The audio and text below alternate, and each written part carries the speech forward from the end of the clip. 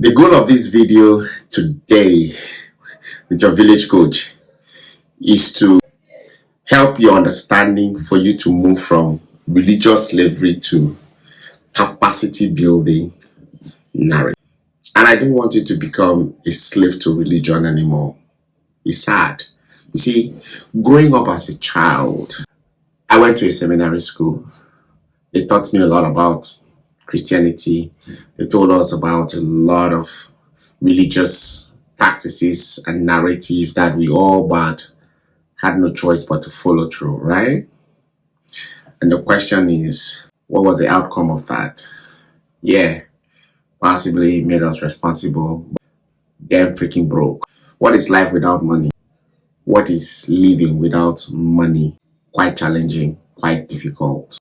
I followed my mother to different night religious activities, come back in the middle of the night. I joined my parents to practice different fastings and prayers, did several religious practices at the expense of capacity building. It didn't fetch me nothing, only but lack and poverty, excuses, future hopes to see it at the other side, to benefit from it in the kingdom, possibly after your demise. Unfortunately, I have come to realize that that is not logical. I'm not quoting it from anywhere, but from my mental capacity, and quite foolish and stupid when you tell me, oh, you don't use physical eyes or normal thinking to reason spiritual things. Oh, excuse me, but you are using your physical body to eat. You use physical body to spend money. You use physical body to expect financial benefits. Why don't you use spiritual eyes to expect financial benefits? We're told that nothing happens in the physical except it is taking place in the spiritual. Far from it. That's too difficult to prove and too hard to believe. These practices year in, year out has left us in Africa, has left us in Nigeria in a stagnant place. The most obnoxious and the most offensive is the fact that everything you do, the life you live, revolve around science.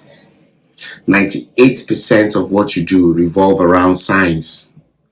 Your religious leaders that are telling you what to do, that are coming for you and expecting every little dime you make in form of tithes, seeds, special offering, and all whatnot.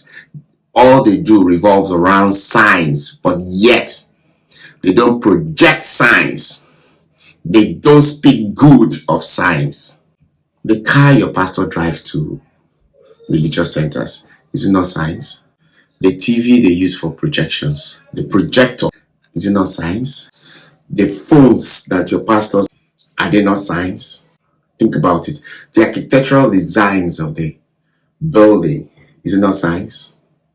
The clothes they wear, why didn't they wear leaves? Is it not science? Are you reasoning with me? Are you bringing your thinking together? When your pastor's wife was pregnant, he did not need science. But when the water broke, your pastor ran for science. Isn't this hypocrisy? I'm just leaving you to think. Because if your religious leaders will spend 40% of their religious activities time for capacity building, Africa will be a better place, because every single young person out there are religiously inclined, because that is what they have painted, that everything is religious. Everything is religion. Everything is spiritual. Okay, good. In the midst of all that, why don't we inject capacity building into these young ones and see how far they will go? Why would you live your life with scientific discoveries, the end goal of science, the output of science, and yet you're projecting religion? Why are you living off the benefit of science and yet you are projecting another system called religion? Why not science? As a capacity builder, I have discovered the value in capacity building. I have discovered the value in developing your mindset.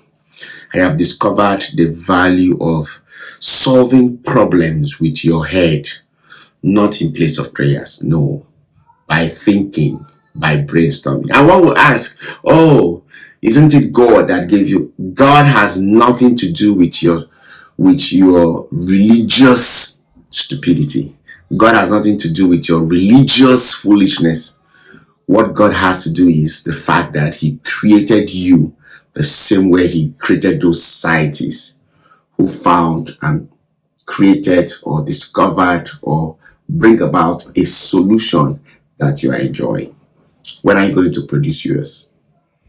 When are you going to find solution to a problem? Why are you going to be a synergy to a solution to a global problem and not the spiritual hypocrisy that we are having day in, day out? I'm not telling you that spirituality is not necessary. I am not telling you that religious activity is not necessary. But less of those in 2024 and more of capacity building. Less of spiritual activities and more of capacity building. Show me a country that is religiously inclined, and I'll tell you how poor driven they are. And show me a country that is capacity building driven, and I'll tell you how successful they are. Your creator did not create you to be a liability to the society. He created you to be a problem solver. And you don't solve problems by spiritual inclination. You solve problems by scientific discoveries, by using your brain, increasing your capacity. Hence, your productivity will increase, thereby solving problems. I don't know if you understand that.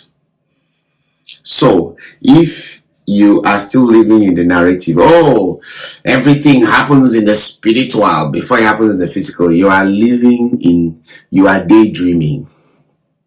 Come and tell me which spiritual activities that Elon Musk is doing, or Jeff Bezos, or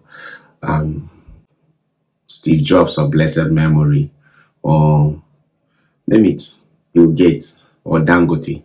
Come and tell me what spirituality or spiritual or religious activities that they are engaged in. No, you have to exercise your mental capacity to be able to gain insights to the problem you want to provide a solution to. Hence, that brings you money. Hence, that brings you what? Reward. Tell me, of all the things you use day to day, from your phone to your car, to the plane that you fly from one place to the other, to the clothes you wear, to the health care that you benefit, tell me, to the telecommunication that you are enjoying, to the big screens in your house, which of those problem-solving resources were gotten from spiritual activities? If your answer is none, you are a religious slave. You are religiously stupid to continue to feed more in religious narrative instead of what? Capacity building narrative. And in today's world, IT is the oil of the moment. IT is the oil of the moment. You have a choice to join the IT world and make some six figures and make some good money. I'm a capacity builder and I teach about 6 IT certifications. You can check out the links below this video and explore. Don't be a jerk. Don't be a fool anymore. And don't allow anybody to make you feel stupid anymore. Receive freedom by using your brain to think. Network people that have insightful understanding about how things work. Not those that want or desire to manipulate you and make you a slave onto religion or religious activities. A word is not for the wise. This is coming from your village coach, Coach Wilfred Asuko. I'll talk to you guys sometime.